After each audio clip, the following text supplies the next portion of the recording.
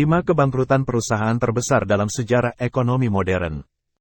Hari ini saya mau sampaikan 5 kebangkrutan perusahaan terbesar dalam sejarah, dan sebab-sebabnya serta dampaknya. Selamat datang di Jaya Corner.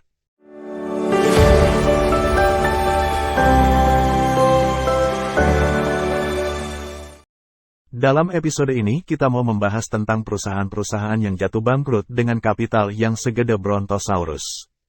Kebetulan, banyak dari perusahaan tersebut berasal atau berkantor pusat di Amerika Serikat.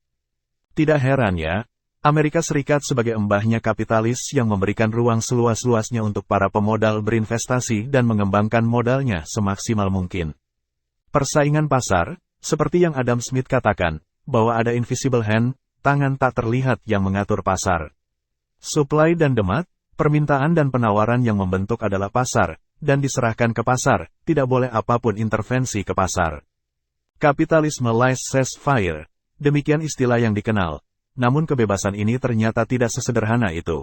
Selalu ada kerentanan dalam pasar itu sendiri, karena itu negara akan menerapkan regulasi, kalau tidak maka dunia ekonomi dan bisnis seperti hukum rimba yang kuat akan membunuh yang kecil, bahkan yang besar membunuh yang besar juga.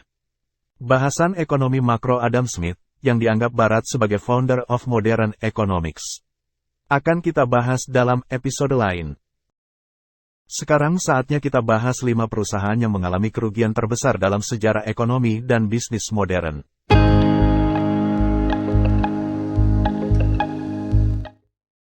Nomor 5. Commercial Investment Trust Group, atau CIT Group.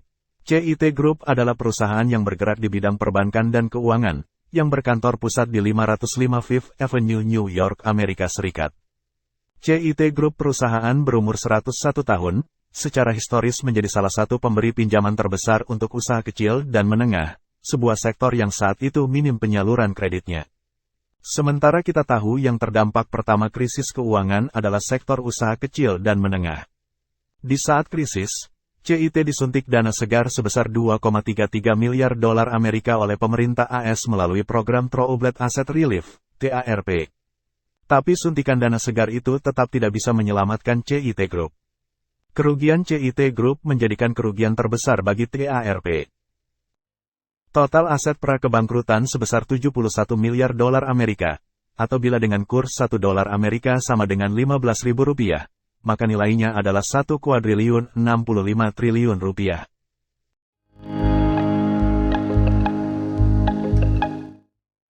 Empat. GM, General Motors, perusahaan otomotif multinasional yang berbasis di Amerika Serikat.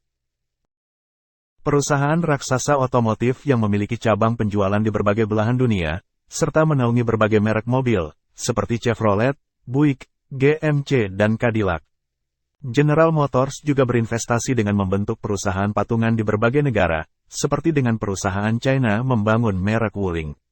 Setelah bertahun-tahun merugi karena rendahnya penjualan, maka di tanggal 1 Juni tahun 2009 General Motors dinyatakan bangkrut. Kerugian kumulatif selama 4 tahun, menjadi penyebab utama bangkrutnya raksasa otomotif yang telah mengisi sejarah otomotif Amerika Serikat dan dunia. Suntikan dana sebesar 19,4 miliar dolar Amerika, ternyata tidak cukup untuk menolong GM dari kebangkrutan. Pemerintah akhirnya merogoh kocek lebih dalam, sekitar 30 miliar dolar Amerika dikucurkan untuk mereorganisasi GM dan sebagai talangan dana operasional. Jatuhnya GM membuat tangis ribuan karyawan, dilaporkan ada 88.000 karyawan terdampak langsung. Kalau dihitung dengan keluarganya yang tertanggung asuransi kesehatan tercatat 650.000 jiwa. Jumlah yang luar biasa.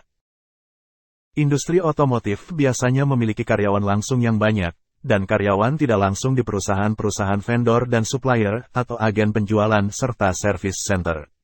Jumlah orang yang terdampak karena bangkrutnya GM akan menggelembung bila dihitung dengan seluruh ekosistem GM.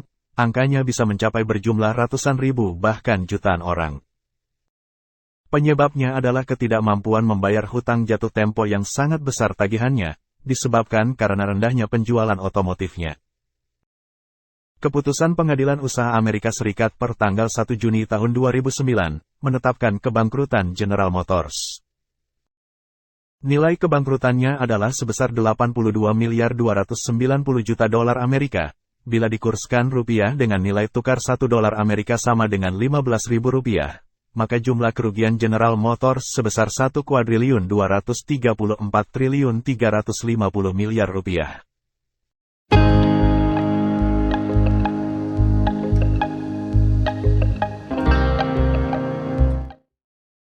Nomor 3. WorldCom Telecommunication Incorporated. Menyusul skandal akuntansi Tyco dan Enron, WorldCom menjadi perusahaan telekomunikasi raksasa yang bangkrut karena skandal akuntansi, bahkan menjadi skandal akuntansi terbesar yang pernah terjadi di Amerika Serikat. WorldCom telah menjadi buah bibir untuk penipuan atau fraud keuangan dan akuntansi, juga menjadi peringatan bagi investor, bahwa ketika segala sesuatunya tampak terlalu bagus untuk menjadi kenyataan.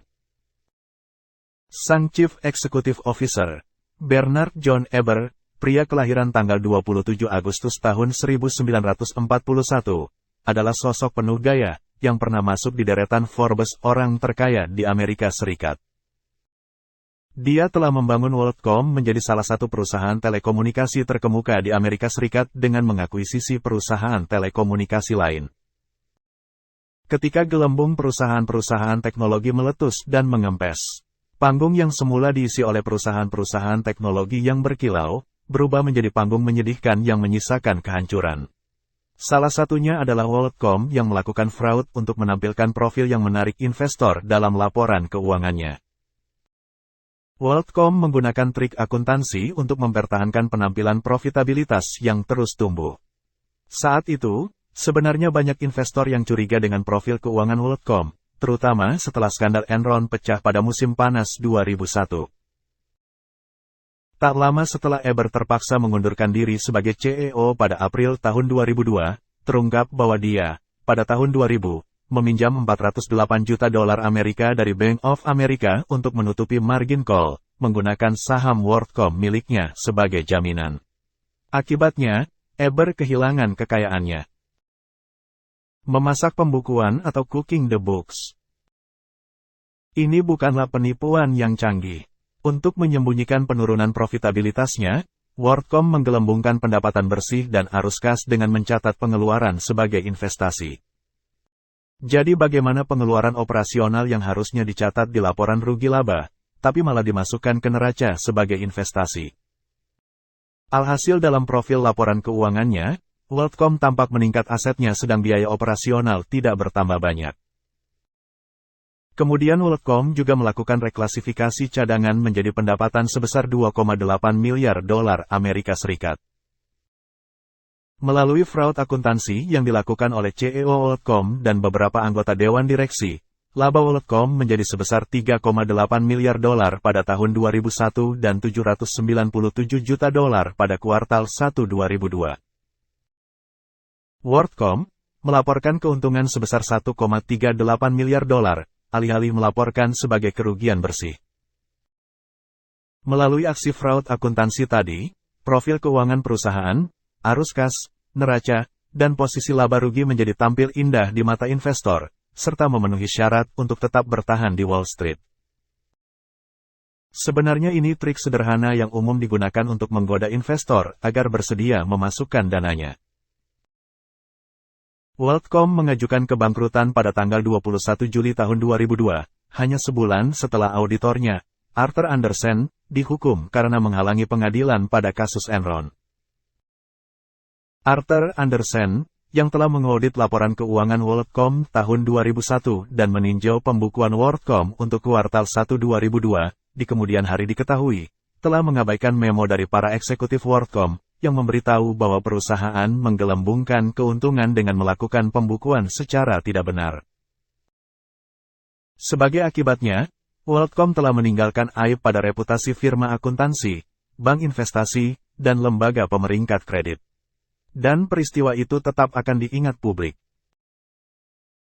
Chief Executive Officer WorldCom, Bernard Eber dihukum atas 9 tuduhan penipuan sekuritas, dan dijatuhi hukuman 25 tahun penjara pada tahun 2005. Mantan Chief Financial Officer Scott Sullivan, menerima hukuman penjara 5 tahun setelah mengaku bersalah dan bersaksi melawan Eber. Pada tanggal 18 Desember tahun 2019, Eber dibebaskan lebih awal dari penjara karena alasan kesehatan setelah menjalani 14 tahun hukumannya. Dan beberapa bulan setelah dia keluar dari penjara di tahun 2020 dia meninggal dunia. Keputusan kebangkrutan WorldCom oleh Pengadilan Usaha Amerika Serikat dikeluarkan per tanggal 2 Juli tahun 2002. Jumlah karyawan saat dinyatakan bangkrut lebih dari 30.000 orang. Sedang nilai kebangkrutan WorldCom tercatat sebesar $107 miliar dalam bentuk aset, dan $41 miliar Amerika dalam bentuk hutang. Kira-kira kalau dirupiahkan dengan kurs $1 Amerika Serikat sama dengan Rp15.000, adalah sebesar 2,220 triliun rupiah. WorldCom saat ini menjadi bagian dari Verizon.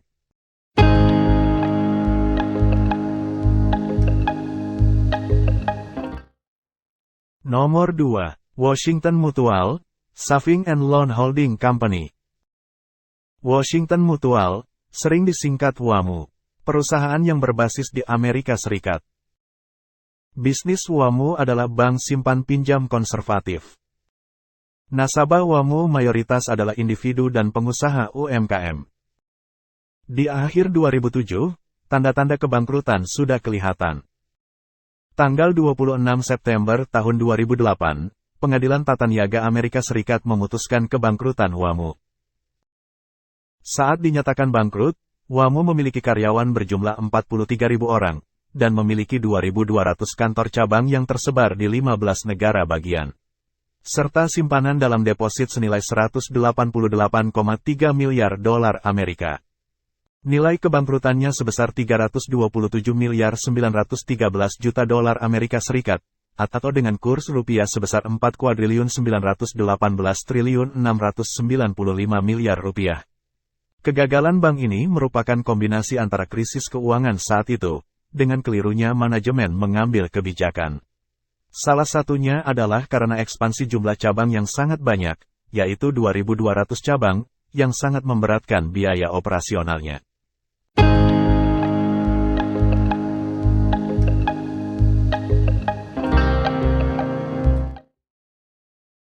Nomor jawara alias nomor 1, Lehman Brothers, Bank Investment.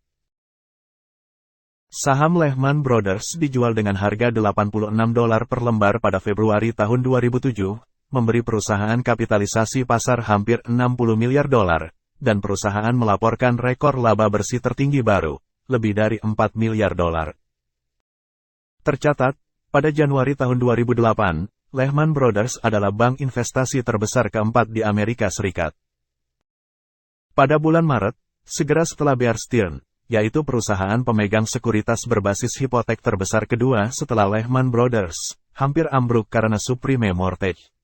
Menyebabkan dampak pada nilai saham Lehman Brothers yang turun hampir 50%. Pada bulan Juni tahun 2008, perusahaan melaporkan kerugian triwulan sebesar $2,8 miliar, kerugian triwulan pertama sejak dipisahkan dari American Express pada tahun 1994. Pada akhir tahun 2008, Lehman Brothers Holdings Incorporated telah menghilang dari lanskap perbankan investasi, pengajuan kebangkrutan perusahaan terbesar dalam sejarah Amerika Serikat, dengan utang sebesar $619 miliar Amerika. Alhasil Lehman Brothers menjadi juara perusahaan bangkrut dengan nilai aset dan utang terbesar. Saat diumumkan bangkrut di tahun 2008, jumlah karyawannya adalah 26.200. Dan nilai kebangkrutan Lehman Brothers adalah sebesar $691 miliar 63 juta Amerika, atau sekitar 10,365 triliun 945 miliar rupiah.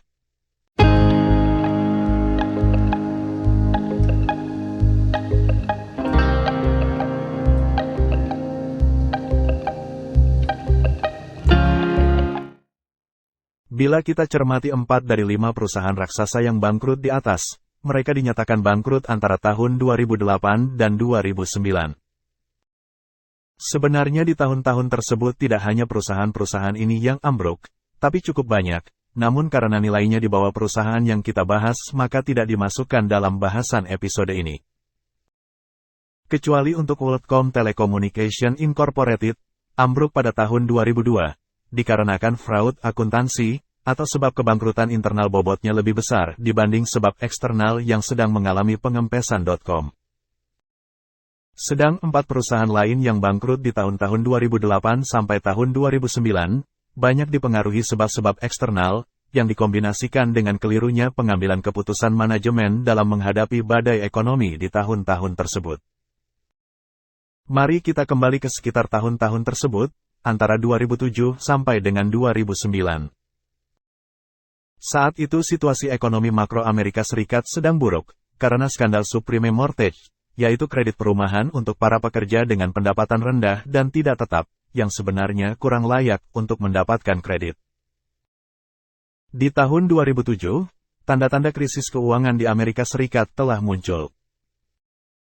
Tanda awal yang jelas, saat BNP Paribas, bank pembiayaan yang membekukan pendanaannya.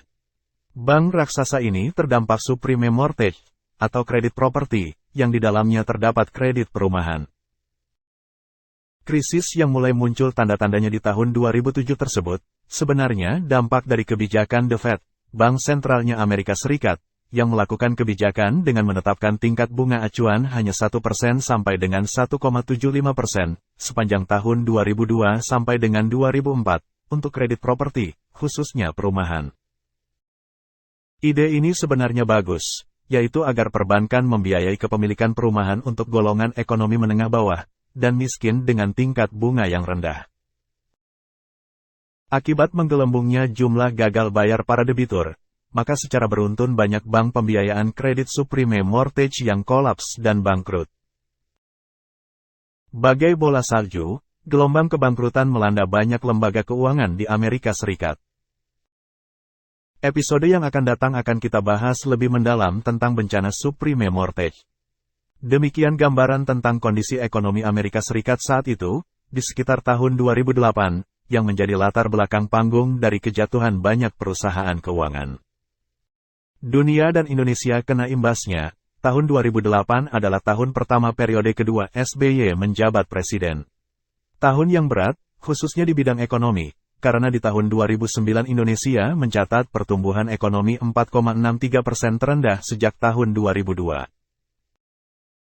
Dari kasus-kasus itu, kita dapat memahami bagaimana kebijakan ekonomi makro sangat berpengaruh pada ekonomi mikro. Penetapan nilai bunga acuan yang rendah oleh The Fed dianggap sebagai pemicu gelombang kebangkrutan, yang tidak hanya melanda perusahaan kecil dan individu, namun juga menghantam dengan keras perusahaan-perusahaan skala Brontosaurus.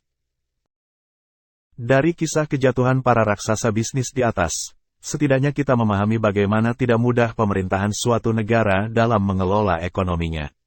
Kementerian Bidang Ekonomi, seperti Kementerian Keuangan, Kementerian Investasi, Kementerian Tenaga Kerja, dan Kementerian Industri dan Perdagangan, serta Bank Sentral, harus padu. Pengelolaan sektor fiskal, moneter dan sektor real harus seperti orkestra yang menjamin keberlanjutan ekonomi makro dan mikro suatu negara. Terima kasih telah menonton tayangan ini, semoga bermanfaat.